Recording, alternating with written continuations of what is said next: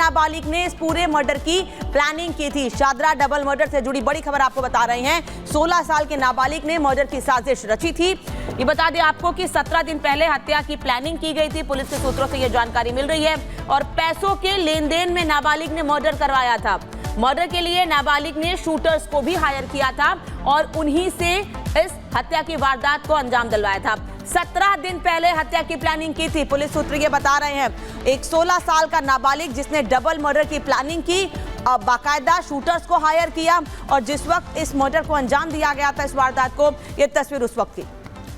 तो 17 दिन पहले इसकी प्लानिंग की गई थी। अखिलेश इस वक्त हमारे साथ हमारे सहयोगी मौजूद हैं। अखिलेश, एक बड़ी घटना को अंजाम दिया गया और सबसे बड़ी बात कि मास्टरमाइंड का पता लग चुका है, तो इनके बीच में क्या विवाद था, अब तक क्या निकलकर सामने आया है?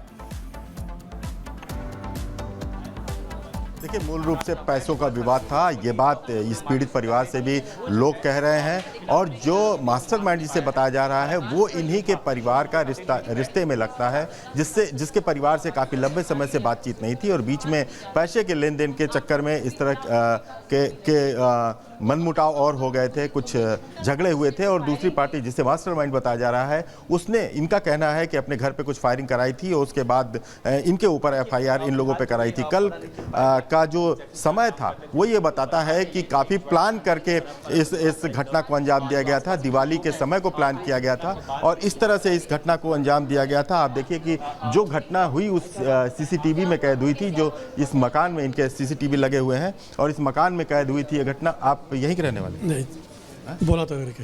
तो कल आप कहाँ थे जब इस तरह के? आप अपने घर पे थे हम तो। अच्छा, दिवाली मना रहे? हाँ जी। तो कैसे थे लोग? क्यों आपको लगता है क्यों इस तरह की घटना हुई? वही कह नहीं सकते कि दोनों भाई थे, बहुत अच्छे थे, मिलनसार भी थे, हेल्पफुल थे। ऐसी कोई बात तो थी नहीं जो अचानक ये वो वारदात हुई है। पहले इस तरह की कोई घटना यहाँ हुई? नहीं, बिल्कुल भी नहीं। आप भी यहीं रहते? नहीं है? आप यहीं नहीं रहते?